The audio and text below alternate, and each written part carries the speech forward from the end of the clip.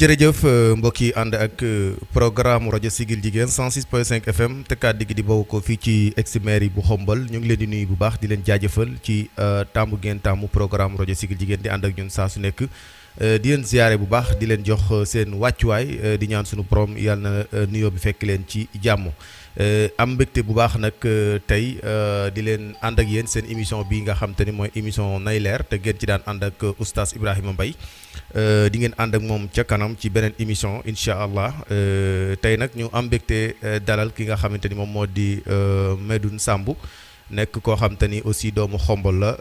ñu fas yéene waxtaan ak moom si yu bëree bëri waaye balu ñuy sori rek dañ koy bàyyi mu nuyu présenté wu ñu daal di dugg ci waxtaan wi Medoune ñu ngi lay nuyu di la dalal di la wax asalaamaaleykum. waaleykum salaam Serigne Alioune. maa ngi lay delloo nuyoo di nuyu waa Xombol yëpp di kontaan ci invitation bi ñu ngi dellu si suñu rajo parce que ñëw nañu fi budul benn du ñaar du ñett. donc dañuy wax dellu siwaat nañ suñu kër. ñi nuyu waa Xombol yëpp bu ñu waxee Xombol nag boole nañ ci. Xombol environ boole nañ Njéen Sirax wax nañ Kër Farang sama koñ wax nañ Njóobeen wax nañ Njéefun wax nañ Jokkul wax nañ Kër Coon wax nañ fi yëpp donc xam naa bu ñuy wax ci émission bi dañuy wax Xombol waaye nañ jàpp ni yamale wuñ Xombol rek ci Aaneen Ngay Ginnaaw Raay Nganjool ak Kër Makodd ak Njaayeen Guy déedéet Xombol moom mooy Kër Coon li ko wër Njéefun Njóobeen ni ma ko waxee Ndengler ñëpp daal ñu ngi ci biir donc ñu ngi rafetlu émission bi bu baax di kontaan ci rajo bi encore une fois ci confiance am invité ñu koy rafetlu macha allah ñu dal fi tey pour waxtaan ci wàllu lépp li nga ko tuddee développement citoyenneté politique et cetera. donc ci nuyoo foofu laa yem man Medoune du ma xëy na dellu si waat di insister trop ci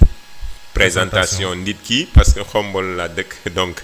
certainement voilà mu ngi noonu xëy na li ñuy wax rek mooy que yëf yi évolué na saa yu ñu fi mujjee ak bu ñu fi ñëwaat tey rek am na lu yéegaat tuuti. am na lu évolué am na lu dolleeku ci suñu parcours am na lu dolleeku ci suñuy ambition ak suñuy projet donc waral tey teewaay bi fii ci suñu rajo Siggil Jigéen bi 106.5. ñu koy rafetlu di ñaan ñëpp ñu teewlu ñu bàyyi ñu xel. ñu waxtaan ci lu jëm ci wàllu ni nga ko waxee développement social économique politique et cetera. d'accord jërëjëf Medoune ci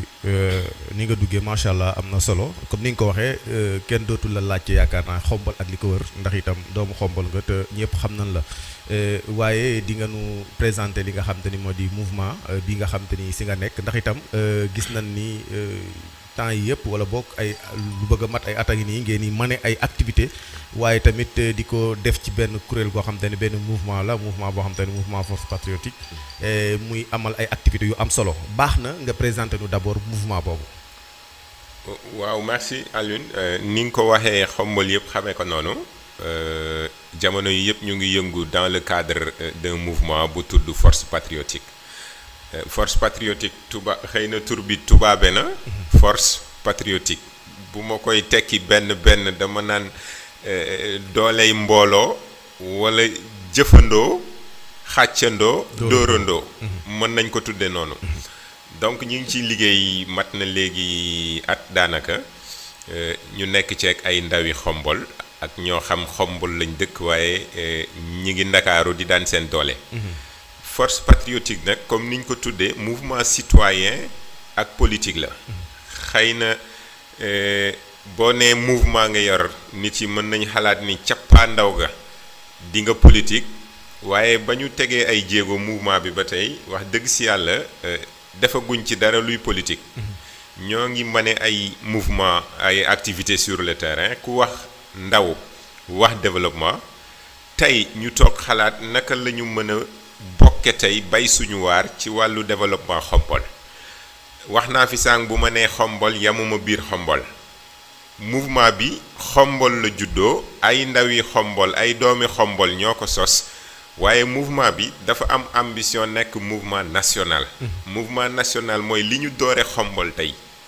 sénégalais yi dinañ dem ba gis ci seen bopp ni ñu commencé di ñu woo di ñu wax dëgg wane seen cofeel ci mouvement bi foog naa noonu lañ amee yéene di lawal ay banqaasam ba mu nekk un mouvement national waaye pour ñëwaat ci cadre xombol bi mouvement force patriotique day mouvement boo xam bi ñu toogee xalaat naka lañ mën a participer ci li may tudde processus développement xombol maanaam xombol tey nan lañ mën a fexe ba boole suñuy doole boole suñuy loxo ci wàllu xalaat ci wàllu jëf ci wàllu action ci wàllu développement naka lañ mën a booloo toog ba bokk ci ñi nga xam ni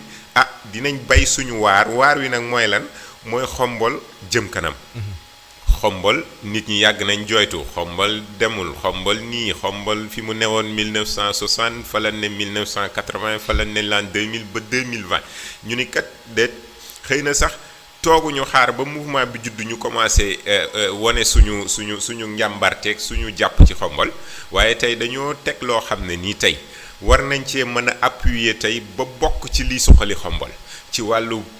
développement ci wàllu progrès ci wàllu social ci wàllu économie ci wàllu politique ci fànn boo jàpp ni xombol war nañ cee mën a jaar teg ci suñu tànk pour mu jëm kanam foog naa loolu mooy mbébétu ñu taxawal kuréel gu mel ni force patriotique ma bokk kook ñu yaatu nag bi nga ma invité sax xëy na xalaatoon naa bañ a fés fu ma dem taxoon na ba ma bëggoon a woo sama yeneen collaborateur ñu ci gën a disponible ñu ñëw waaye ma ni garaawul comme c'est une première fois on aura d'autres occasions yoo xam bu ñu amee invitation ci rajo bi yeneen membre dinañ ñëw mooy ñoom Mansour mooy ñeneen ak ñeneen ñoo xam ñu ngi tas ci biir xombol quartier bu ne ñu nekk fa donc kon pour ma résumer mouvement bi daal waa xombol mën nañ leen wax ni mouvement citoyen et politique la xam nga lu tax leeral googu am ci solo mooy mouvement yu bëri dañuy nekk ay mouvement associatif maanaam seen dara du politique la ñuy déparé xëy na cappaandaw ga ñu ni xëy na dañuy mujj politique ñun nag ci njalbeen dañuy wax ni yamuñu ci citoyen rek ay defar activité ay salubrité ay développement ay nangam mais am nañu ambition def politique foofu di ma may ma leeral fa tuuti ndax nit ñi bu ñu déggee politique dañ naan kat politique gu waaw jox leen ma dëkk bi la politique gu dama bëgg a nekk maire politique gu nangam ak nangam déedéet ñaari façon politique dafa am politique politicienne am na politique yi nga xam ni nit ñi dañoo jóg amuñu lu dul yéene politique ñëw laaj baatu askan wi ngir jiite leen waaye ñun politique bi ñu bëgg c'est une politique beaucoup plus saine mooy politique boo xam politique de développement lay doon politique boo xam ne ni askan wi ci boppam dañuy gis seen bopp ci li ñuy def ba tax ñun bala ñoo dem sax di leen jëli ñoom ñooy ñëw fekk si ñu tey li ngay ëpp looy gis mooy politiciens yi ñooy daw di dem ci askan wi di leen defal li teraangaak di leen jàppaleek di leen defal ñoomin seen la ko wundit mooy ëllëg ñu ñëwaat ci askan woowu ni leen kat man kat dama bëgg ngeen jàppale ma ndax dama bëgg nangam ak nangam déedéet ñun doxewuñu ci tànk boobu ñun fi ñuy doxe mooy politique de développement jàpp ni tey xombol toll nañ foo xam ne nii ndaw ñi fokk ñu jóg jël seen destin en main bañ a toog bay seen waar ci développement dëkk bi ñun ci processus boobu la ñu nekk ci la ñu lancé wu jàpp ni kat ñun war nañoo mën a gën a dëgëral suñu taxawaay créer li ñuy wax mouvement force patriotique muy mouvement boo xam c'est un mouvement citoyen et un mouvement politique donc éclairage boobu c'était bien ñu def ko pour wax ni yamuñu ci activité citoyenne rek nga xam ni xam naa ci émission bi di nga ma ci poser yeneen question pour ñu leeral ci wàllu activité yi ñuy mën ak yooyu mais dañoo wax départ ni mouvement citoyen mooy mouvement boo xam ne nii day participer ci développement dëkk bi à travers des activités nekkit mouvement boo xam ne nii d'un côté dinañ def politique politique bi ma wax mooy politique développement xëy na bu ñu gënee xuusal ci émission bi dafay mel ni sax ñaar yooyu neexunoo taqale maanaam développement moom foo laal da ko fay fekk comme ni nga ko waxee souvent yenn mouvement yi bëgg a taxaw ni ñun duñu politique bu demee ba ci biir li tax ñuy am problème mooy dañuy fàtte ni développement si boppam boo ko laalee di nga wax politique léegi nag politique bi comme ni nga ko waxee am na bu baax am na bu taq xañ na bu baax bi la nit ñi di jéem a incarner pour nekk ca bëgg a dàq bu ñaaw bi mais loolu yëpp ci démarche yi ngay def moo koy wane mais toujours ci mouvement bi ci wàllu présentation bi est-ce que dafa am ci quartier yi ñu leen fa représenté ak nan la tëddee dafa am président dafa am bureau am na ay góor ak i jigéen wala nan la composant bi demee. macha allah kontaan naa ci question bi Alioune lii lañ doon xaar ci yow maanaam li askan wi bëgg a xam. nga laajal leen ko. ñun juin 2020 la ñu njëkk a commencé suñuy activité xalaatoon nañ ci nag lu ko jiitu ci naka la ñuy tege cadre. ñun ci waxtaan na la ñi ci àndal. naka la ñuy mën a tege loo xam ne ni lu xombaluwaay di teg seen bët la. di gis muy dox di gis muy doxal di gis muy amal njariñ askan wi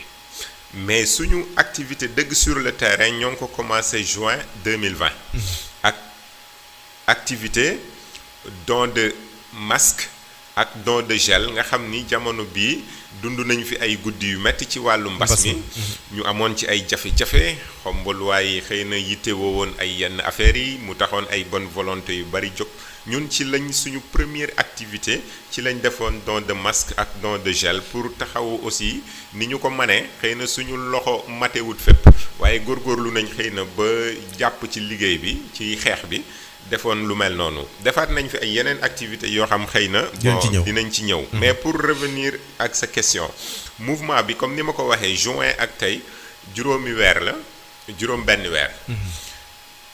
li ma wax ni projet perspective mooy fi ñu jëm ci mouvement bi juróomi weer taxawagunu bureau amagunu bureau fi mu ne présentement man maay le coordonnateur provisoire ak ay ñu ma ciy liggéeyal ñoo xam ni xëy na di leen tudd ku ne aaneen bàyyi kii tudd ku ne ginnaaw raay bàyyi kii tudd ku ne ngànjool xëy na du may gënal bu ñu ubbi woon téléphone bi xëy na pour wax maanaam waa mouvement bi ku ci mën a woote foog naa foofu la ñuy gën a mën a peut-être sentir que il y a la participation de tous les Khombolois que ni pour le moment kuréel goo xam ne am nañ ñu fi nekkagul mais dañoo jëm ci gën a yaatal pour dajale tey fépp fu doomu Khombole nekk ñoo ngi lay contacter ñoo ngi lay woo ci liggéey bi ndax liggéey bi Médoune Samb sumb ak ñeneen du liggéeyu Médoune Samb maanaam liggéeyal askanu Khombole lay doon tey dama jàpp am confiance ni Khombole gii ma ne gis naa fi ay ndaw yu déterminé yoo xam ne li leen tax a jóg mooy Khombole li leen tax a jóg mooy développement Khombole xëy na bëggoon nañ ay bunt ak ay prox ndoll ak fu ñu mën a jaar ba liggéeyal ko ñun moo tax ñu nekk fi mu ne nii ci dynamique gu massification ak rassemblement ñu ngi tey fépp fu doomu Khombole ne moo xam nga yeewoo Khombole moo xam ngay xëy Ndakaaru moo xam ngay xëy Thiès moo xam nga ne Ndar moo xam nga ne foo man di nekk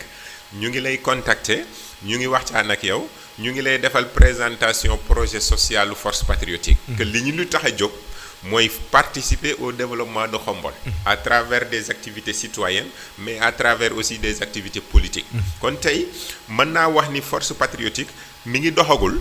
mi ngi am ay nit ñu ngi massifier ndànk-ndànk que tey ci ngoon gi sax dimanche am nañu réunion dans la perspective ci activité bu nu jëm week-endu 4 5 ak 6 décembre am nañ ci programme boo xam d'ailleurs cet après-midi dañ ci tenir réunion donc pour résumer mën naa wax ni force patriotique mi ngi doxagul membres yi ñu ngi ñëw ndànk-ndànk mu dese ñu nag liggéey bu bari parce que li ñu bëgg mooy rassembler tous les Khombolois toutes les forces vives de Khombole fépp fu doomu Khombole nekk moo xam ngay ndaw moo xam ngay mag moo xam ngay góor moo xam ngay jigéen ñu defal la présentation projet bi que lii mooy force patriotique li ñu tax a jóg mooy ci wàllu développement Khombole dañ ciy dox dañ ciy wax dañ ciy liggéey léegi nag il appartiendra aux Khombolois ci ñoom lay des gëm naa ni li ñu nekk nii muy ne projet boo xam koo dem woon ko dul mun lu dul kontaan ci rafetlu ko accueillir la foog naa ñu ngi ci dynamique gu rassembler nit ñoo xam on va rassembler tous les Khombolois ni ma ko waxee góor ak jigéen man ak ndaw ñu fekk suñu ci mouvement bi mais pour le moment affaire structure organisation amaguñ ko te damay wax fii ci rajo bii ñëpp di ma dégg ma ni dinañ dem ci structurer le mouvement ñu am bureau am coordonnateur am secrétaire am comptable am et cetera et cetera. lépp lu war ci wàllu organisation organigramme bu soobee yàlla force patriote dina am. mais fi ñu toll nii moom ñoo ngi dajale nit yi ñoo ngi waxtaan ak waa Xombol. de tous les horizons fu ñu mën di ne ci Sénégal ci diaspora ak yëpp pour ñu indi seen participation. si liggéey boobu ñu toll jàppoo ni bu ngeen demee ba dajale ni nga ko waxee ñi ëpp ci Xombol doon ko ñëpp du mën a ñëw. du ngeen am problème boobaa nag kan mooy nekk lii kan mooy nekk laa parce que gis nañ ni mouvement yu bari wala en tout cas ci Sénégal dañuy bari di xëccoo ay jiit ak yu mel noonu. est-ce que yaa ngi bàyyi xel ci bu ngeen demee ba dajale ñi ci ëpp ci Xombol bu boobaa du ngeen mën ngeen am problème boobu. waaw Alioune man question bi dama ciy tontu ak xel bu dal ndax bu ma amee xel mu rafet. ma ni dama bëgg a tegal lii waa Xombol. bu ma ca jiitalee sama intérêt lool gëm naa ni projet bi c'est voué à l'échec. lu tax ma am ci xel mu dal mooy mouvement bi amul agenda bu particulier xëy na tey di nga gis ñoo xam ne ñu ngi xalaat ëllëg naka lañ mën a peut-être côté mouvement politique naka lañ mën a àndeek benn candidat suba pour bokk ci élection. ñun amuñu agenda électoraliste ñun taxawuñu suñu mouvement. pour ni lii moo ñu tax a jóg ci wàllu politique. ñun dañoo taxawal suñu mouvement pour def wàllu développement. gëm naa ni li ma wax ni am naa ci xel mu dal mooy que ni bu ñu demee ca cappaandaw ga war a fal bureau man dama ci nekk à l'aise parce que sama intérêt man Médoune. nekkul en jeu. c'est l'intérêt de Xombol moo nekk en jeu. te it mouvement bi bu ñu demee on aura suffisamment de matière nit ñi dinañ ñëw toog xalaat li gën ci mouvement bi ñu def ko. parce que dañoo njort ni ñiy participer ci mouvement beeg sama genre yi ak ñeneen. li leen tax a jóg du ay intérêt personnel. ay intérêt damaa war a jiite damaa war a def nii damaa def laa ñun dañoo bëgg a jël Xombol jiital ko ci lu mu mën a ne na Xombol dem kanam ñun ñu toog moo ñu gënal ñun ñu jëm ci kanam Xombol dellu ginnaaw. parce que it dañoo ne comme ni ma ko waxee depuis 2010 ñoo ngi ci Xombol ñi may déglu xam nañ li ma wax. xam nañ Médoune Sàmm xam nañ taxawaayu Médoune Sàmm sur le plan local fii à Xombol. kon foog naa ni affaire de jiite amuñ ci jiixi jaaxa ndax it ni ma ko waxee ay nit yoo xam ne nii dañoo mature d'ailleurs ñun ñu ñuy seeti du ñu jóg xëy na seeti n'importe qui. donte sax boddiwuñ kenn. amuñu ay nit yoo xam ñii lañ bëgg ñu bokk ca wala amuñu Médoune day dem seeti ay xaritam wax leen ci. mais dama gëm ni. ñi nga xam ni xam nañ projet feuille de route mouvement bi fan la jëm gëm naa ni duñu fa ñëw indi ay xalaatu dama war a jiite kii waruma jiite maa war a jiite donc sur cette question ñun vraiment dañ koy sóoraale daal lu ma la déggee am nañ ci xel bu dal wax dëgg si yàlla parce que fii amul lu fi ñor bañ koy màcc Xombol amul loo fi njëkkante amul loo fi jiiroo amu fi mais Xombol bari na ay mouvement de mouvement yi moom temps yi dafa mel ni daal moom gars yi ku xaw a jekku tuuti rek créer sa mouvement en tout cas nekk ca di. man xaw ma loo tuddee xaw a jekku quoi mais foog naa ni loolu aussi c'est une bonne chose. c'est dafay wone encore une fois engagement citoyen compatriote yi. toogaay jeex na jafe-jafe yi bari na tey au niveau national gis nga ni président. ak gouvernement bi am nañ jafe-jafe. ci problème yu bëri. gis nga sax ay politiciens yuy ànd tey di wax ni noo jafe-jafe yi moo bëri ba tax tey il faut ñu dem jàppanteeg président. noonu mu amee au niveau du pouvoir central maanaam ci wàllu état ci kaw. noonu lay amee aussi ci gox-goxaan yi jafe-jafe yi dafa bëri te boo jiitee li la war mooy nga fexe jafe-jafe askan wi. wax dëgg si yàlla loo ci mën ci saafara. nga def ko ci kon looloo tax tey ma gëm ni. xaw ma ñëpp nag. ndax mënuma nettali géntu samay morom. ma jàpp ni kon xëy na li ma war a rafet njort mooy nit ñiy jóg aussi di mobiliser di xàccandoo di dóorandoo dama jàpp ni yéene boo xam ni xam nañ ni gox-goxaan yi dëgg la seen doole bëriwul noonu te it développement du da ngay fal maire mu lijjanti la problème yëpp. que ni jeunes yi à leur niveau war nañu mën a xool lu ñu mënal seen dëkk ñu indil leen ko. tey. cadre force patriotique la ñuy waxee ñoo ngi ci ay mouvement yoo xam récemment ñëw naa fii sa rajo pour wax la par exemple organisation journée salubrité bu ñu defoon ca Ngay ca hôpital loolu newoon action yoo xam ni force patriotique bu defee loolu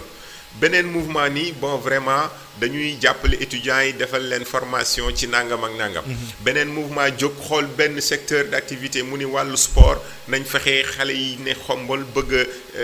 nekk ay football kat wala dara naka lañ leen mënee boole ak ay centre de formation au niveau Dakar nga jël beneen mouvement mu xool beneen domaine développement mu intervenir ci. man dama jàpp ni Xombol moo ci gagné. donc prolifération mouvement yi. yàlla nekk luy jariñ Xombol. c'est-à-dire ku ne jàpp benn secteur ñuy xàccandoo di doorandoo. bu boobaa ce sera au grand bénéfice de Xombol et des Xombolois. jaajëf léegi ñu ñëw ci activités yi wax nga ko léegi mouvement bi nag bi mu juddoo xaj na yàggut wala bi mu commencé mën ay activités yàggul mais boo doon fàttali rek lu mu fi jotagut a def laataa ñuy ñëw ci li mu war a def ci kanam lan nga ñuy présenté comme lu mu jot a def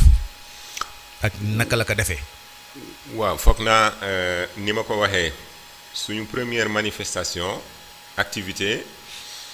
don de masque la woon ak don de gel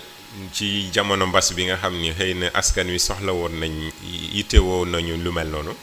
ñu jógoon ci am ci taxawaay maye woon fi 450 masques maye woon fi aussi 15 bouteilles gel hydroalcoolique mu newoon lu ñu xeeb lool ndax it comme ni ma ko waxee demaguñ fenn. dañuy doog a jóg di xool fan ak fan lañ mën a jaar ba bokk ci ñiy jàppale Xombol. bi ñu demee hôpital laa dem benn bés gis aussi bon situation bi foofu ñu ni ay ndaw lañ war nañoo mën a ñëw fii par exemple def fi salubrité ci laa dem contacter les membres ñi nekk Xombol ñi leen kat kaay leen dem bay suñu waar ci dëkk bi ci la ñu dem hôpital def une matinée de salubrité bu réussi macha allah docteur Ndour ma koy nuyu. mu dalal ñu jàppale ñu accompagner ñu ci liggéey bi aussi. mi ngi may dégg maa ngi koy saluer de passage ñu ngi jëm ci benn week-end bu ñu tuddee 72 heures force patriotique. xaw ma damay anticiper sa question wala ma xaar nga ñëwaat ci ñu ngi ci am 72 heures yoo xam ñu ngi koy def le vendredi 4 décembre samedi 5 décembre et dimanche 6 décembre mu war a ne suñu 3e activité la ca gën a am solo. ca manifestation boobu mooy que dañ ci tàggat ndawi Xombol yi nga xam ni tey politique dafa xaw a lëmbe dëkk bi ñëpp jàpp naa ni léegi bëgg nañu doon ay politique wala ay politiciens ñu ne ñun ñu xalaat rek lañ am ñu ni ñun nañu seet tey Xombol ñi nga xam ni nit ñi ñu ngi jooy des fois conseil municipal yu dul ñëw conseil municipal yu dul ñëw conseil municipal. yu dul taxawee ni war a taxawee daal mi ngi noonu décision beeg yooyu ñu ne ñun pourquoi pas ñu former ñi war a dem conseil municipal bi di ñëw. élection yi ñu ngi koy jàpp di ko dàq xamuñu. mais dañuy jël suñuy devant def li ñu war a def saa bu ñu ko organiser ñun ñu am ci xel mu dal ni ñun former nañu par exemple les futurs élus locaux mooy ñi nga xam ni tey suba ñooy dem toog fi nga xam ni. boo demee États-Unis ñu ne la Maison Blanche mooy fi nga xam ni foofu la ñuy jëlee décision yi gën a mag ci dundu États-Unis ak américains yi nga dem France ñu ne la Élysée nga dem ñëw Sénégal ñu ne la le Palais nga ñëw suñu Xombol gii ñu ne la conseil municipal ñu war fa jël lépp lu jëm ci wàllu ëllëgu Xombol ñu ni kat buñ sañoon ña fay taxaw di jël ay décision ñu xam ay décision yi ñuy jël xam lan mooy conseil municipal bu ñu la defee conseil municipal nan nga war a taxawee. lan mooy sa rôle budget lan mooy composante budget nan nga war a wotee budget nan nga war a taxawee dëgg-dëgg. taxawaayu conseil pour matal li nga doon. pour bañit ëllëg nit ñi ni yow de bu ñu yëgoon dun la fal ci taxawaay boobu loolu lañu am taxaw seetlu ñu ni kat ñun. suñu activité nañ ko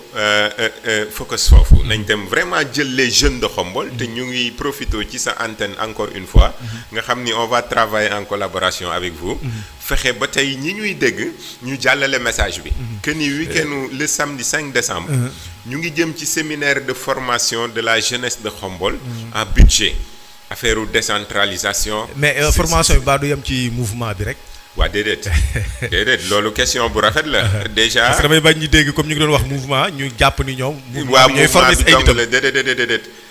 fépp fu parti politique xombol nekk ak mouvement associatif xombol dinañ la jox ay carton invitation pour nga yabal ca ñeent ba juróomi ndaw yu la fay teewal. Très bien. Maintenant mënuñoo jël xombol yëpp ni dañ leen di former. liggéey boo ko gisee day am li ñuy wax activité de restitution maanaam Alioune Diouf day dem teewal kuréel gi mu bàyyi ko ci benn activité. bu demee jël ca note. bu ñëwee sotti xam ca lam ca war a xam. bu demee dellu ña ko yabal mu dajale leen jéem leen a restituer maanaam sotti leen taril leen li nga xam ni loolu la fa jëlee. Très bien. kon muy ne lu am solo loo xam jàpp naa ni fi ma toll nii rek maa ngi ciy sant parce que kuñ ko wax rek da ngay ni noo activité bu ñu fi mas a def activité bi moo ko gën. parce que former ndaw yu war a toogal waa xombal ca pénc ma. mooy conseil municipal. ñu former leen outiller leen fexe ba tey de avenir u xombol li ñu fay décider ci wàllu projet dégg nga fi xombol léeg-léeg li may comment dire critiquer nguur gi li ma leen di wax fii au niveau de xombol mooy lu ci ëpp dañuy jël ay décisions yoo xam ne ni askan wañ koy defal waxtaanuñ ceeg ñoom yëgoowuñ ceeg ñoom. te mën naa am sax loolu du leen yitteel. du leen yitteel. moo tax tey ñiy jiite dañoo war a am ñaar xalaat mooy une gestion participative et inclusive maanaam looy defal nit tey bala nga ko defal woo ko waxtaan ceeg moom xoolal ndax moom lii nga koy defal moo ko yitteel. wala am na leneen lu ko gënal. ndax it xombaluwaay bu ñu wotee seen budget. ni la doxalal ma waroo it toog Dakar xalaat ni lii kat war naa koo mën a def xombol nga ñëw rek. sotti daal di def li gën mooy nga waxtaan ceeg askan wi. dëkk yëpp noonu la ñuy doxee léegi. te pour mu am développement pour mu am progrès. ak njariñ pour mu am. foog ñaar ña séq dara ñu yëgoo liñ naan yanukatu. xadween dañuy yëgoo. loolu dafa am solo ci wàllu gestion. moo xam ci kaw moo xam li nga formation boobu xam naa ni li ëpp solo ci activités yi ngeen def si la bokk. mën naa ni sax li ngeen jotagut a def moo ci gën a ëpp solo. parce que le fait que ñuy former ñoo xamante ni doon ko comme ni nga ko waxee duñ mën a former ñëpp. et puis kenn xamul sax kuy nekki conseil. mais dëkk boo demit dina am ñoo xamante ni ala kulli di nga gis ni ñii ñoo nekk ci terrain bi xaj na ñoom ngay foog si ñoom mais ñu former leen le fait que ñu xam li ñu war a doon li ñu war a def ak ban taxawaay leen war a am jàpp naa kon lu bare bari lu xombal doon joytu ak ni conseil bi doon demee xuloo ba xeexoo bi boddante bi fii génn ak bëgg a kaas loo xam te ni sax à la limite doo xam yow na koy kaase jàpp naa dina deñ. waaw loolu moom yaakaar naa lu am solo la. mais li ma koy booleel rek. pour bala nga cee tontu mooy man dama gis ni activités yi man dama yitteel. mais parce que dañuy seetlu mouvement yu bari bu ñu koy def léeg-léeg ni gën a yitteel mooy médias yi ñëw ñu génne ko tout ça. mais yéen wax nga bu yàggul rek def ngeen benn activité fii ci hôpital bi. man maa ngi ko doon suivre mais daanaka sax wanewu leen ko wala boog communiqué wu leen ci. waxu leen ci wanewu leen ni ñu ngi koy def mais façon yooyu ngeen koy def naka ngeen ni def ba mën koo réussir ci nit ñi parce que jamono ji woo nit ñi ñu wuy si la yombut. waaw yombul li nga wax aussi dëgg la ñun bu ñuy communiquer dañuy communiquer pour yëgal nit ñi ñu ñëw barkeelu bénéficier wu ci li ñuy def yoruñu alal ju ni gàññ waaye yor nañ ay xalaat. yoo xam ni fi mu ne nii ñoo ngi ciy jaar pour jariñ waa xombol wax nga fi ñetti activités yu jàll wax nañ ci buñ jëm médias yi dinañ ñëw duñu ñëw xëy na ñu ngi envisager def conférence wala def face à la presse buñ paree ci manifestation bi liñ ci jublu it du doon lu dul ku ne Mboro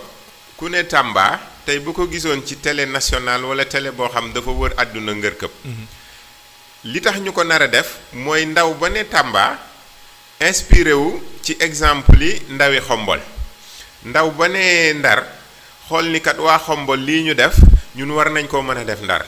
ndax it njariñ dong mën laa ci gis kon tey copier loo xam ne nii intérêt la sa intérêt askan nga gis ko ñu def ko xombol nga ni pourquoi pas waa Ndar def ko pourquoi waa Kaolack def ko ainsi de suite loolu côté communication la waaye wutuñu ci waaw góor wutuñu ci ku nu gis dëgg la nag politiciens yi moom xam nga seen affaire ñoom léeg-léeg seen affaire moom foog ñu fes mais ñun loolu yitteeluñu lool wax naa fi ni ñun dañuy def politique mais amuñu agenda électoraliste maanaam ñëwuñu ni xombol dañuy politique jox leen ñu dëkk bi. li ñuy def xaaru leen ci pour ñu jox xaaruñu ci ñu jox ñu dëkk bi. ku ñu ci fekk si ñu jël. am nañu mouvement bu tudd force patriotique dina force de proposition ndax it dañuy génne ay xalaat di teg ci table ji. bu yàggul dara dem nañ fi ci projet Pontedera bale nga xam ni ma nga ne ca diggante xombol ak Kër Mandiaye. ak diggante xombol ak Ngay gu mag.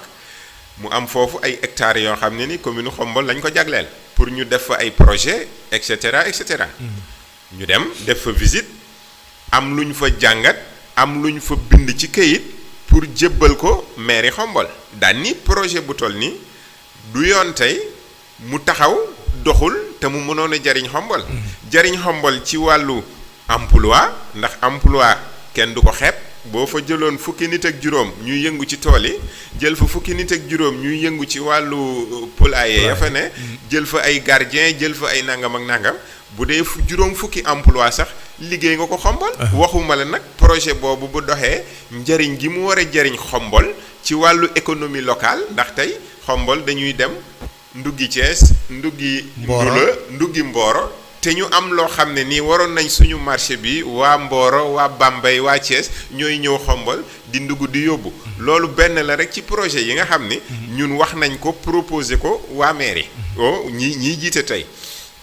beneen bi may daaneele rek pour bañ a def politique ma ni pour bañ a def politique mooy xombol dafa voté benn budget 12 millions daal di tabax ab jardin ca Aneen ci wàllu politique nag laa koy waxee ma ni ñun est-ce que loolu farata la ci xombol ma ni tey ñi may tudd nga xam ni mënu ma leen bañ a tudd ndax damaa dëkk ci ñoom muy dama bokk ci ñoom muy étudiants yi ma ni tey fukki million ñaar boo ko jëloon tey at mu ne nga jël ñaari million jébbal ko étudiants yi xombol dimbali leen ci wàllu dëkkuwaay dimbali leen ci wàllu nekkuwaay xombol dina tax tey yàlla mën naa yokk seeni wërsëg ba ñu nekk ci condition yu baax mën a jàng ndax it am na ñoo xam defal nañ leen ko ay génération ma ni tey lii mairie xombol def tey mënoon na servir génération ci juróom benni at ñu jël at mu ne ñaari million dimbalee ko ndawi étudiants yi ne xombol di jàng ñooñu bu ñu jàngee defuñu dara lu dul tekki ñëwaat nekk ay cadre xombol jàppale waa xombol gis nañ fi ay nomination gis nga fi ay directeur gis nga fi ñoo xam ne nii dañoo tekki ci xombol ñu ngi jàppale waa xombol ñu analyser ni par exemple angle boobu waroon nañ mën a dëjal ay xaalis di ko jagleel foo xam ne nii retour d'investissement lay doon moo gën nga jël loo xam ni da nga koy teg foofu du am njariñ mën na fa ne fukki at ñaar fukki at et cetera problème mu vision la rek man ñun noonu la ñu gisee ñun au niveau de mouvement force patriotique mais li nga wax aussi am na solo ñun wutuñu trop visibilité dañuy def politique bi may wax mooy politique gu proposé wax ni kat nii ak nii ak nii bu ñu sañoon doxe ko nii suñu vision politique ci mouvement bi mooy suñuy ndaw nañu xam nañu ràññee nañu mën a doxal ba tey conseil municipal bii di ñëw nañ fa am doole joo xam ne du ñu nangu ñu fay jël ay décision yoo xam ne nii du njariñu askan wi du ñu fa nangu ñu fay def loo xam ne nii puukare la doo xam ne nii du jariñ askan wi kon ñun suñu wàllu pàccu politique ci fas yéen noonu ngeen ko bëgg ko fas yéene très bien dinañ dikkaat sax mais balaa boobu rek programme yi nga wax activités yi muy yéen passé ak yi nga jëm mouvement bi fan lay jëlee xaalis bu mu defee loolu parce que tamit am na ci yoo xam te ne il faut ñu génn ko wax nga fi léegi maye ay masque programme bi ñu formation bi nga wax ni da ngeen koy waral defi ko dégg tamit xam ne dina am si côté finance force mënta ñàkk mouvement bi fan lay jëlee loolu merci beaucoup merci yàlla def na comme ni ma ko waxee ñeenti weer lañ amagul jot nañ fi góorgóorlu def fi yi ñu jot a lim bëgguma cee ñëwaat ñu ngi jëm ci 72 heures boo xam ne nii ajjuma lay commencé ci 5 heures benn match de gala bu ñuy organiser entre frères waa xombol doomi xombol ñëpp ñëw ñu saafonte wax dëgg si yàlla loolu mooy tradition xombol wax dëgg si yàlla lu ñu bokk ci ay parti politique ak ay nangam ak nangam xombol moom ñoo ko bokk quoi loolu moom am naa si xel bu dal donc ajjuma lañ koy commencé 5 heures match de gala 9 heures samedi ci la ñuy dem ci centre socioculturel Mbagnick Mboup bi nekk ci ginnaaw raay fa la ñuy defee séminaire formation bi diggante 9 heures ak 13 heures buñ ci jógee ngoon gi dañuy jaay carte de membre ngoonuk samedi dimanche dañuy war a rencontrer les acteurs politiques au niveau de Khombole, les présidents de mouvement et cetera pour présenter leen suñu mouvement wax leen aussi lu tax ñu war a ñëw bokk ci biir mouvement bi. tey ñu ngi communiquer ñu ngi waxtaan ci réseaux sociaux yi ñu ngi dem week-end bu nu ñëwee dinañ seeti ay kilifa waxtaan ci ak ñoom jeunes yeeg yooyu impliqué leen vraiment ci mouvement bi mais question financement mouvement ñun dañ ni. L'homme provident maanaam noonu laa ko mën a waxee ci tubaab di ko wax ci olof nit koo xam ne nii day taxaw yor gafaga rek ñu ni war nañ dem fee yóbbu fa $20,000 mu dem génne $20,000 teg ñu dem ñu ni kat suba war nañoo jàppale ji mouvement bee di bay armeel yi wala dara ñu yëkkati $20,000 ñun dañoo bëgg a dox ci organisation. lu tax ma junj fi tey carte de membre nga xam ni mouvement dafay am ay membre bu ñu nee carte de membre mooy li nga xam ni képp ku bëgg a adhérer ci mouvement bi dina la jaral nga jël sa téeméer nga dem nga jënd carte de membre ñun li ñu fi defagul ci activité c'est vrai que ay contribution lañ ko def bon Médoune génnee lu mu am astuut kii génnee astuut ñu dajale booloo xam ne lii lañ ci mën a am ñu dem doxal ci suñuy activité am na activité yoo xam du jar financement ay activité salubrité par exemple dem fekk garage su Khombole mu tilim ñu woo ko ñu ne $20 wala dara indi suñuy ratoog pelle yooyu du laaj ay kii ay financement ak yooyu mais ñu ngi jëm ci activité yoo xam certainement ni nga ko waxee ta question est pertinente à l'une am na solo parce que nit ñi dinañ laaj mouvement bi nan lay doxee xëy na sax du ñàkk ñuy dem bay wax ci biir ni kii est-ce que amul ku ne ci suuf amul ñu leen yor ak affaire yooyu déedéet ñun force patriotique gëmuñu lu dul contribution suñu ñàkk cotisation par mois jaay carte de membre 300 téeméer dajale lépp luy projet Khombole force patriotique man cee participer mu dem xool suñu comptable suñu directeur des finances ni ko kat est-ce que doo ñu mën a jàppale $100,000 est-ce que doo ñu mën a jàppale $200,000 parce que dañoo war a dem rajo Khombole par exemple war nañ leen jàppale seen clim bi des na nii nañ leen ko changer damay joxe exemple rek. sa clim bi macha allah mu ngi dox tubarkàlla mais ay exemple lay joxe. tey garderie yi ne Khombole nga xam ni. ay tout tànk ñoo fay jàng nan lañ mën a fexe équiper leen dimbali leen jëndal leen ay chaise u xale wala yu mel noonu donc ay activités yoo xam ne ku ko dégg man tey jàpp naa ne boo yorul xelum ku sam xel ñaaw njort nga naan ñii dañuy politique wala dara man gëm naa ni bala ñoo ñëw ci yow di nga ñëw ci ñun parce que mouvement bi loolu rek moo ko tax a jóg xool école baa ngi nii ubbi na xale yi jox nañ leen fourniture yu doyul mouvement bi nan la mën a def. lan la ci mën a dolli dimbali leen. sport bi mu ngi nii stade municipal lii am na mouvement bi nan la mën a contribuer beneen service beneen domaine ainsi de suite côté culture tey on a des artistes au niveau de Khombole naka lañ mën a boole leen ak ay maisons d'édition au niveau de Dakar naka lañ leen mën a jàppale pour contribuer à leur promotion ñu taxaw ci. étudiants yi ne Dakar naka lañ leen mën a jàppalee naka lañ leen mën a assister et cetera man jàpp naa ni loolu mooy développement. waaye du ni déet yor nga xaalis di joxe dama ni balaa ngay xaalis di fa nekk moom ay xel ak ay xalaat dañ fay nekk. boo yoree xaalis nga xam fi nga koy dugal naka lay mën a productifier naka lay mën a jariñ askan wi. ngay identifier problème mu nit ñi parce que nit ñi dañoo ami jafe-jafe ngay xam lan mooy seen jafe-jafe nga leen koy jàppale ak di leen ci taxaw. jaajëf waaw leer na léegi xam naa dinañ dikk ci beneen côté bi mooy si wàllu politique nag. ndaxte yow mouvement bi aussi dàqut politique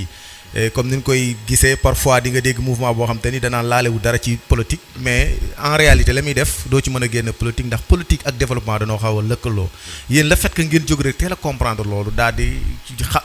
teeral leeral ni politique mënta ñàkk ci mbir mi tey ban façon politique ngeen di def doon ko wax nga ci développement bi moom mën nañ koo jàppee comme politique mais maanaam mouvement bi dafay nekk mouvement boo xamante ni day ànd jeeg ay nit defi politique wala ci élection locale yi ñëw day lëkkaloo ki ay nit wala day am candidat boppam wala xeet yu mel noonu laa bëgg nga wax nu ci naka ngeen ci taxaw yéen. waaw xam nga au niveau de Khombole li ñuy wax wàllu politique mënoo ko dissocier mënoo wax politique te waxoo élection. mais balaa ñuy yegg ci affaire élection ñun dañ ni suñu activité politique mooy lan. mooy di dajaloo di xool lu baax ci dëkk bi ci wàllu décision politique wala dara ñu dem yóbbu conseil municipal wax leen ni leen kat wax dëgg si yàlla lii ngeen nar a wote ci Xombol di ko def fii wax dëgg si yàlla bu ñu ko defoon fii ak fii ak fii dana gën xam nga politique it du élection rek toog bari na fi nag candidat élection lañ am agenda seeni activité fañ jëm mooy élection ñun même bu ñu bokk mais moo taxit élection yi nax na ñu bari de mouvement yu baree bari fere nañ bay bëgg a dee te xamaguñ kañ la élection yi doon waaw mais loolu comme ni ma ko waxee sànq wax dëgg si yàlla lu baax la ci waa Xombol ndax it bon dañuy jàppale nit ñi ñuy jàppale aussi ay nit yu baax lañ nit ñu baax lañ wax dëgg ba politique amul sax ñu ngi ci dëkk bi di fi defi teraanga di fi jàpp xëy na du ma tudd tur mais Xombol ñi ngi may dégg xam nañ wax dëgg si yàlla jàpp nañ fi ba dara dul dara ba ñu newul dañuy politique ba ñu newul dañuy bëgg maire wax dëgg si yàlla yàgg nañoo taxaw dëkk bi mais ñun liñ naan tooguñu ba yegg ci élection daan ni kat force patriotique day dem élection déedéet ñun dañ ni suñuy activité politique mooy lan te it politique boobu maa ngi koy leeral ni du politique politicienne mais politique développement la encore une fois mooy que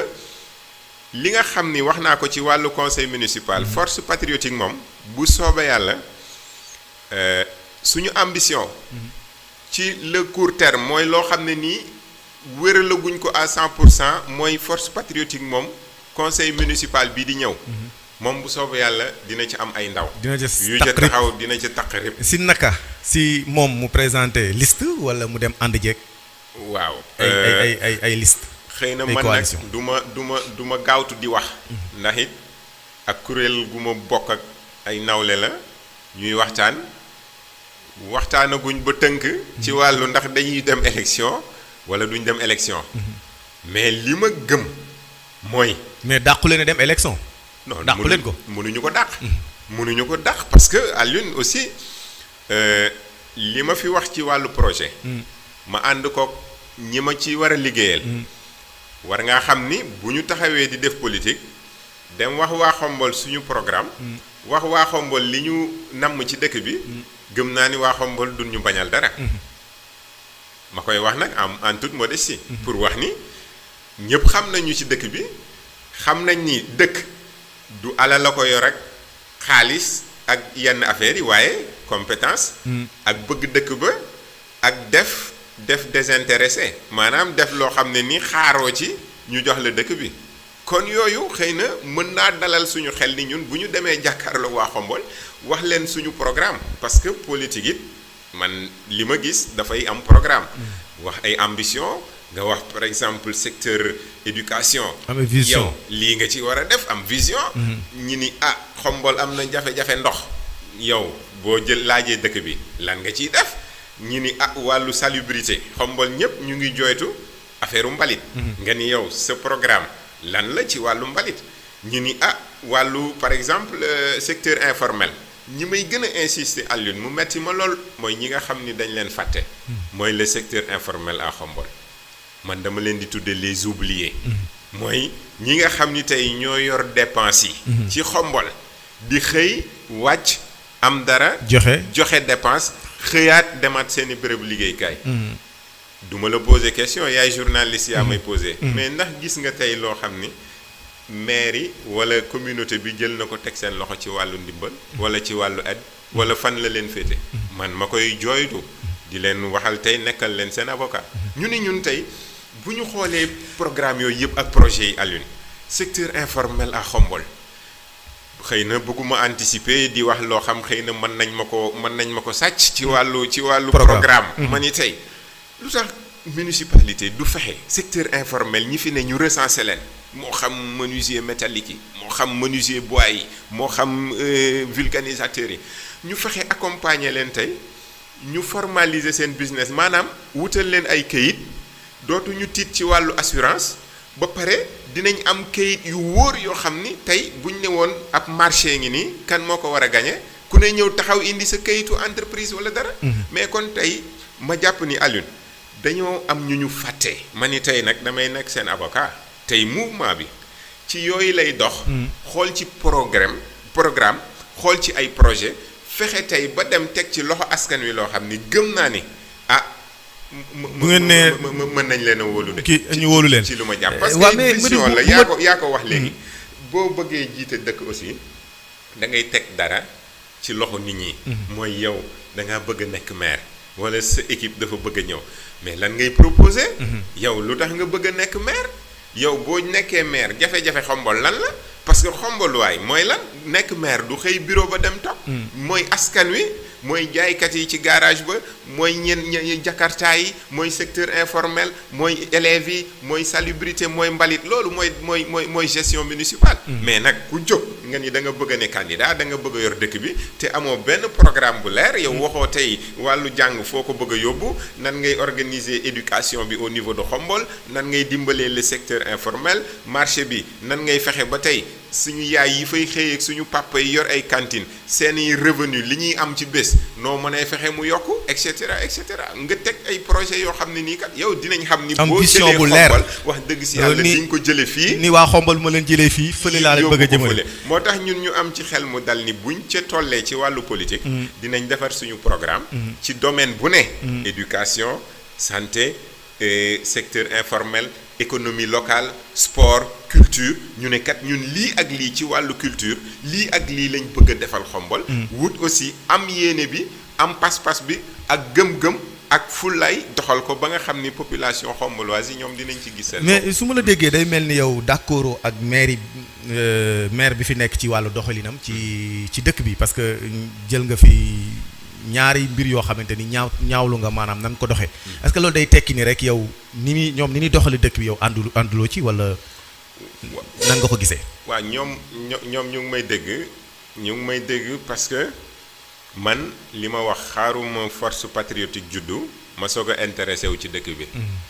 ñi ma xam nañ ni depuis ay année 2010 bi ma paree jàng parewuma sax maa ngi jàng ba tey. ba tey tooguma ci intéressé wu ci Xombol may xool dëkk bi ni muy doxee boobu temps Babacar Ba moo fi newoon. may participer ci ay débat di wax suma xalaat ci dëkk bi et cetera ñii fi nekk tey ñu ngi may dégg xam nañ ni mayuma leen dara. ci wàllu observation ci xool seen doxalin xool xaalis yi fi ñu koy dugal xool ndax askan wi ñu ngi ciy gis seen bopp parce que bu ma ñëwee week-end it damay taxawaalu rek damay wër toog ci grand place yi. toog ci atelier ouvrier yi waxtaan ak ñoom yéen a ngi gis seen bopp ci lii et cetera man xëy na ñaari projet yooyu lañ fi wax ñu ni d'accorduma ci mais am na yeneen ay yeneen projet xëy na temps du ñu may ñu nekk fii di def comment dire di juger équipe municipale bi nga xam ni waa Xombol ñoo ma gën a xam li ñuy wax ku ne xam nga tey ñii nga faloon 2014 yàlla def seen mandat di dem tey ba 2020 yow yaa xam ndax gis nga sa bopp ci liñ fi def wala gisoo ci sa bopp sa budget la ñuy doxal sa xaalis lañ yor at mu ne ñu woteel leen 200 millions ba 250 millions ni leen doxalal leen ñu ci dëkk bi ñoom nag ñoo xam ndax ñoom gis nañ ci seen bopp ci liñ leen di defalam déet mais yow en tout cas gisoo ni Xombol gis nañ ci seen bopp non xëy na loolu kenn du ko wax sax doxaluñ defuñu wala dara ak nangam déedéet man jàpp naa ni xëy na am na lu ñu réussir xëy na am na lu ñu réussir waaw mais boo doon def bilan est-ce que leen réussir day ëpp wala bilan personnel est-ce que am na sens noonu parce que c'est vrai que citoyen la war naa joxe suma sa gis-gis durant ñoom bi ñu yoree kii bi xam nga daanaka dañ leen a yokkal sax mais seen mandat jeex na tey waaw yooyu yëpp ay problème élection amul waroon am 2019 amul 2019 ñu naan 2020 avril juin 2020 léegi ñu ngi naan mars 2021 te c'est pas sûr waaw c'est pas sûr mais man à mon niveau dama jàpp ni ñaar rek laa ciy wax parce que bëgguma def seen procès Xombolois yi ñoo ma gën a xam li may wax tey jàpp naa ni conseil municipal bu échoué doxalinu dëkk bi day taxaw te Xombol moom lu ni fàng kenn du ko jeex ñëpp gis nañ ay problème conseil municipal tax na tey fi mu ne budget Xombol conseil municipal wooteetu ko autorité administrative maanaam préfet mooy doxal budget Xombol bureau municipal moo koy proposer dara préfet xool daan ni waaw war naa mën a ne ñu exécuter génne xaalis def nangam ak nangam. man ma jàpp ni li njëkk a gàllankoor doxalinu Xombol mooy le conseil municipal ak le bureau municipal te it li ma jàpp xëy na du ma def jugement ci maire kese mais damaa jàpp ni boo bëggee def politique ñu fal la te doxoo tànku booloo jëliwoo waa Xombol yépp ñu ñëw jàpp ci liggéey bi nekkoo maire waa Xombol yépp nga xaw a nekk maire xawma clan laa koy wax xawma maanaam loolu ñun dafa nar a bokk ci suñuy yéene politique que ni ñun li ñu gëm ni mooy doxal Xombol benn mooy booloo ñu fal la nga ne maire Xombol yépp di boole Xombol yépp ñuy xàccandoo di dóorandoo mais boo bëggee nekk maire daal ni kee àndul ak man yoonam newul ci li may def duma ko woo du soxlawuma xalaatam kee àndoon nag man waaye àndatul ak man di jël considération ñoo ànd ak ànduñu dama jàpp ni échec bi gën a mag foofu lay commencer parce que conseil bureau municipal mooy doxal Xombol conseil municipal day voter mais bureau municipal ak ca conseil municipal ba la ñuy jëlee décision yi ñuy doxalee Xombol kon bu lajjoo foofu gëm naa ni day lajju ci secteur yépp ce qui fait que tey Xombol ñi ngi naan ana seen maire ana bureau municipal conseil municipal kañ nga ko gëj a dégg Xombol xëy na yooyu yëpp ay jafe-jafe yoo xam ne nii am na fi yàlla yi teg nattu ci kaw sunu tonton sax laay wax bon ma wax ko tonton wax ko maire ndax suma maire la di suma tonton aussi ñu koy ñaanal yàlla fëgg boppam delloo si ko ci ay activité am mais teewul it suñu comment dire analyse politique de la situation bu jotee ñu def ko wax ni Xombol tagatémbe na ci pàcc gi tagatémbe na fii tagatémbe na fële def nañ fi projet yoo xam ne man Médoune sincèrement en tant que coordonnateur mouvement force patriotique man dama ko dénoncé la preuve barki démb dégg nañ fi benn autorité bu dimbali ay Xombolois ci wàllu luyaas à Dakar ma ni loolu maire yi moo ci waroon jiitu communes yi nga xam ni dañ ñu wër ñi ngi taxaw seeni askan ni ma ko waxee secteur informel lan lañ leen defalagul ci Xombol menuisier yi ouvrier yi waa marché ba yan projet lañ leen indil ci wàllu économie locale Jakarta Xombol yi ñi yor boutique ñi yor cantine qu'est-ce que la mairie lan la leen proposé lan lañ gisee seen bopp depuis 2014 ba 2020 loolu nag c'est des questions yoo xam ne ni ñoom ñoo ci mën a tontu ñoom mën nañ ko tontu mais au niveau encore une fois du mouvement force patriotique man damay wax ni buñ ca tollee ñu ngi waxtaan fi mu ne te it li ma gëm ni démarche inclusive ak participative mooy bëgg a doxal waaye waxtaan ak ki ngay doxalal ba xam li mu bëgg nga defal ko façon boobu ngeen bëgg a doxee ci tànk yooyu ñun noonu lañ bëgg a defee politique léegi bu ma dellusiwaatee léegi si sa programme bi dafa mel ni ne nga après di ngeen dem seeti autorités yi fi nekk politique ñi fi nekk di def politique ak yu mouvement yeeg yooyu dëgg la tey loolu ba pare kuréel gi àlakuli àll yi dàqul politique loolu day jur ni da ngeen di dem seeti ku ngeen di lëkkalool wala ku ngeen di waxtaanal wala ku ngeen di woo yéen seen mouvement wala nu muy luy wundu ngeen dem di seeti politiciens yi. dama lay lan mooy sabab bi. da nga am li nga wax dinaa ko dindi. ndax mouvement bi dàqul politique. waaw dama ne xam nga dàqul politique mooy mën naa def politique wala mën naa bañ a def. dàqul politique mouvement bi day politique. voilà dama bëgg ni mouvement bi day politique ba pare bëgg a dem seeti ay politiciens. waaw léegi lan mooy. sabab bi tax mu dem seeti leen ndax day dem pour waxtaanee ak ñoom xool kan la ci war a waxtaanal pour ànd ak moom wala day dem pour wax convaincre leen ñoom ñu ñëw dugg ci mouvement bi. déedéet foog naa réponse su question bi. du loolu. mouvement bi da koo war. képp kuy acteur dañoo def acteur citoyen et politique. imam bi dañ koy seeti. chef de quartier bi dañ koy seeti. acteur de développement bi dañ koy seeti. président mouvement bu ñu dégg Xombol dañ koy seeti président amical ñi jiite étudiants yi dañ leen di seeti ki jiite nu ñu koy tuddee association secteur informel Xombol dañ leen di seeti association commerçant dañ leen di seeti ki yor parti politique au niveau de Xombol dañ koy seeti. kii coordonnateur donc léegi leer na. waaw kon dañuy seeti ñëpp. waaw mais lan ngeen leen di doyee. waaw li ñu leen di doyee mooy tey li ma wax sànq yanukatu xëddeem dañuy yëgoo. te it mënuñoo jóg ni dañuy politique. dox suñu yoonu bopp ignorer ñëpp royalement toog fi ni ñoo fi ne ñooy mouvement bi ñoo war a doxal Xombol ci wàllu activité citoyenne ñoo war a doxal Xombol ci wàllu activité politique déedéet ñun dañuy waxtaan ak ñoom parce que lu jiitu mouvement bi suñuy xombol ñun ñëpp ay xombol waa lañ. ay suñuy mag ñoo fi ne. ay suñu grand ay Mamadou Lamine Gueye ca Nganjol sama mag ay Mëgëy ay monsieur le maire Pam Mboup ay ñeneen ak ñeneen kon tey ñooñu mënuñoo gis ñuy teg ay jéego yu baax ci dëkk bi ñu war a leen mën a seeti yëgoog ñoom xëy na mouvement lañ à part ñoom ñu yor seeni kuréel à part mais dara dàqul tey ëllëg ñu war a mëne benn activité ñu mëne ko en collaboration avec benn mouvement wala benn parti politique déedéet ñun exclusion boobu duñ ko def ñun nekkuñu fi nii dañuy radicaliser wu ñun li ñuy def ñun dong ñoo koy defandoo duñ ci def ak diw duñ ci def ak nangam. niñ ko mën a defee ci wàllu activité citoyenne comme ni ma la waxee ñoo ngi jëm ci benn formation boo xam bii force patriotique rek moo koy def. maanaam former les acteurs. ñi bëgg a dem conseil municipal ñu former leen. xamal leen conseil municipal xamal leen budget xamal leen wàllu nu ñuy wotee budget. lan mooy sa njariñ lan mooy sa taxawaay ci conseil bi. bii activité force patriotique rek moo koy def lëkkaloo ci nag ak peut-être ay ONG yu nekk Dakar yoo xam ne ni dinañ ñëw ci bis bi. jàppale ñu ci mais dara dàqul ëllëg ñu mën a organiser benn activité dem seeti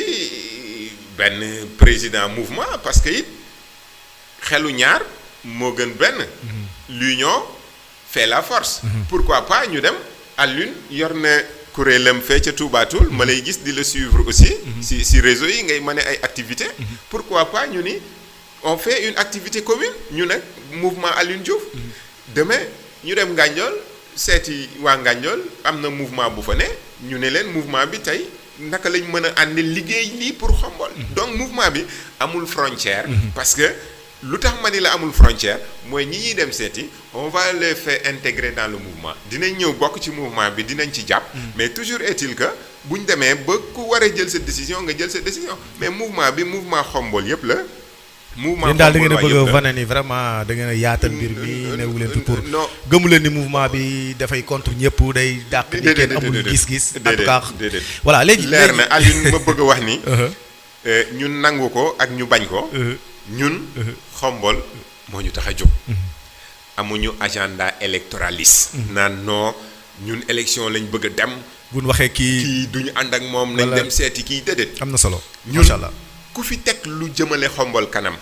ku fi teg loo xam gëm nañ ni doxalin wii ak moyens yi buñ ci jaaree. Xombol gis ci boppam. ñun ñu ànd ak yow liggéey. c'est ça leer na amuñu problème amuñu frontière amuñu on n'est pas radical vraiment. leer na ma koy profité di ko wax waa Xombol. daan émission bi jeex na laata ngay tàggoo rek damay dugalaale question bi mooy léegi nag ñu ngi ginnaaw loolu yëpp yow en tant que doomu Xombol. ak li xew ci 2014 ba léegi ñu ngi xaar élection locale. ban équipe nga jàpp ni moom la Xombol soxla pour war a mën a développer dëkk bi jëlee ko fii mu nekk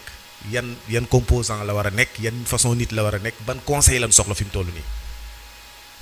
laaj nga ma laaj bu am solo waaye laaj bu garaaw tamit ni ma ko waxee rek gis nga li ma jiital mooy patriotisme.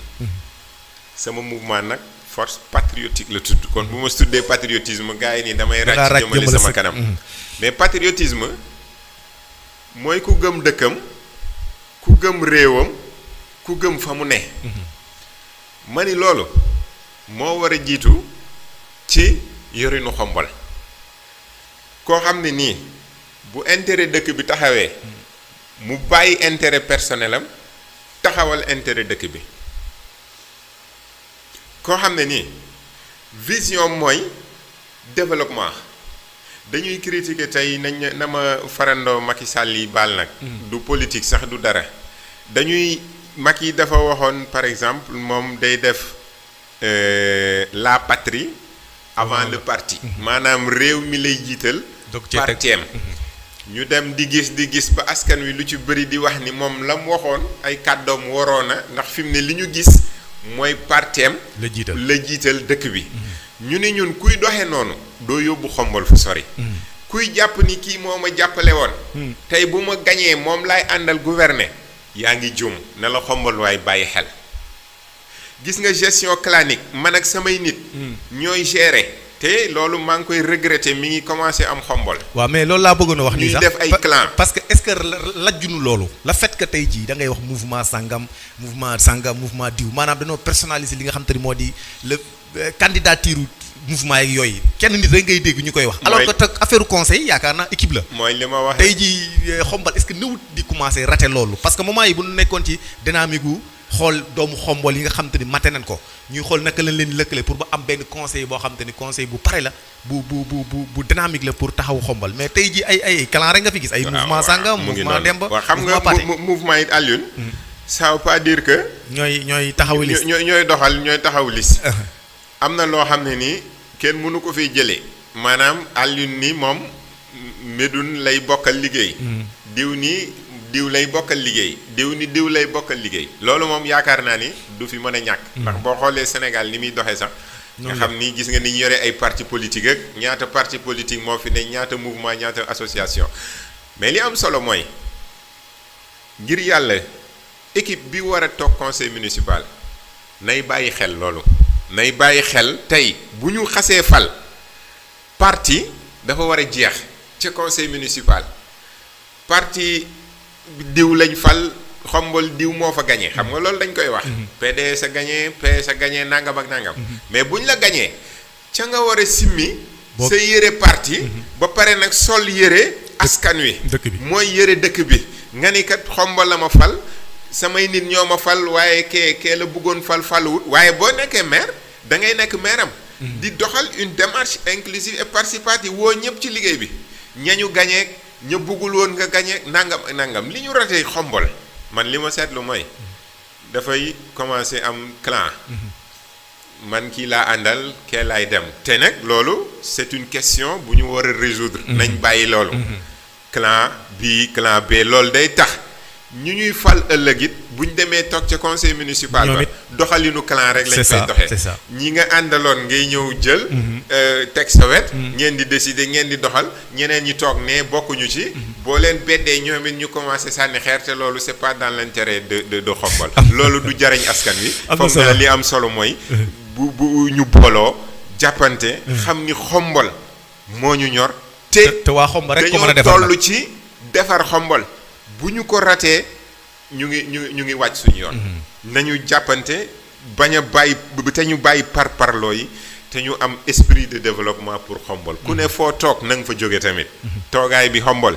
maa ngi koy dénoncer encore une fois grand place laxisme bi grand place yi toog waxtaan naan ataaya alors que mënoon na temps boobu baa ngi dem jariñ xombol le temps passe nit yi ñi ngi développé ñu nekk ci internet bi nekk ci yenn affaires yi tey boo xoolee rek li exemple bu tuuti bi ma lay jox xëy na temps bi sax jeex na mooy xoolal li ñu wër ci wàllu commune tey pratiquement commune yu ñu wër ñu ci bëri dépassé nañ xombol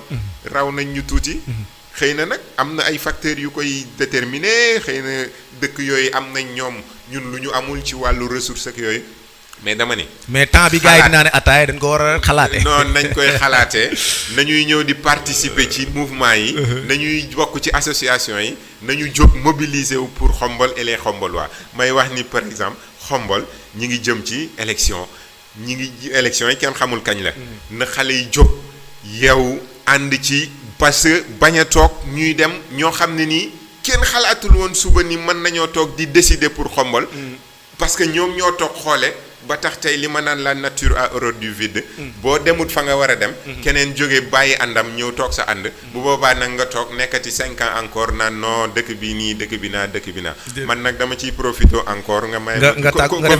defaale tàggatoo communiqué waale que le mouvement force patriotique est là pour tout le monde nañu ñëw liggéey waa xombal ñu ngi may dégg kuñ ci xam contact ku jege nga xam ni force patriotique la nekk demal seeti ko jël leen contact échanger leen parce que li ñu tax a jóg wax naa ko fi on est un mouvement citoyen et politique dañuy def activité citoyenne saa yu ñu ko mënee ñetti weer yu ne dinañ def loo xam ne nii dañ koy teg ci loxo xombal lu wàllu activité développement quant au processus politique ñu ngi ciy waxtaan la ñu ci am ci objectif dans le long terme mooy fexe participer activement à la prise de décision au niveau de xombal muy lu am solo mooy conseil municipal bu soobee yàlla ñu ngi waajal defar suñuy jaaj ba dem am ci taxawaay bu baax dinañ amaat nag occasion encore une fois waxtaan. incha allah temps bi gàtt na. ñu bàyyi la nga tàggatoo incha allah bu activité bu jeexee ñu def beneen émission incha allah ñuy jéggalu bu baax nag. xëy na wax bon yombul mën nga wax aussi glissé wala nga dérapé ñoo ngi ciy jéggalu foog naa li ñu fi wax aussi nekk na njariñ ci Xombol ak ñi ñuy déglu encore une fois ñu leen di gërëm di leen remercier parce que rajo bi suñu outil la ñu ngi sant bu baax ci invitation bi di nuyu waa Xombol yépp di sant yàlla encore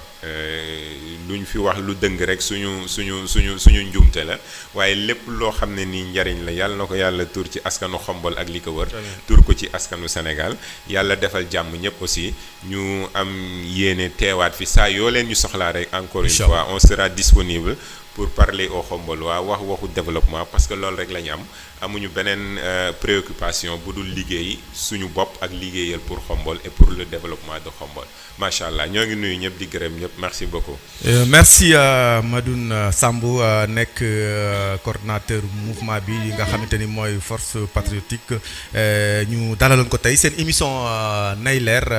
te waloon fi oustaz Ibrahima Mbaye dina ñëw léegi ak yéen si beneen émission di leen sant bu baax di leen gërëm comme ni mu ko waxee bu yoon jeexul waaxasul du jeex incha allah dinañ amaat ak moom beneen waxtaan fekk sax li nga xamante ni moo di activités yi nekk ci kanam programme bi jàll ñu mën a ñëw waxtaanaat ak moom ndax tamit loolu rek mooy Xombol képp kuy dugal loxoom ci wàllu développement nga xam ne xaarut ni fal leen ma doog a def kooku dañ ko war a bàyyi xel ndax mu ngi def participation ci développement Xombol kon ñu ngi koy jaajëfal moom bu baax a baax di leen jox dig daje bu beneen yoon jërë ngeen jëf ci ànd ngeen doon ànd ak programme rajo Siggil Jigéen.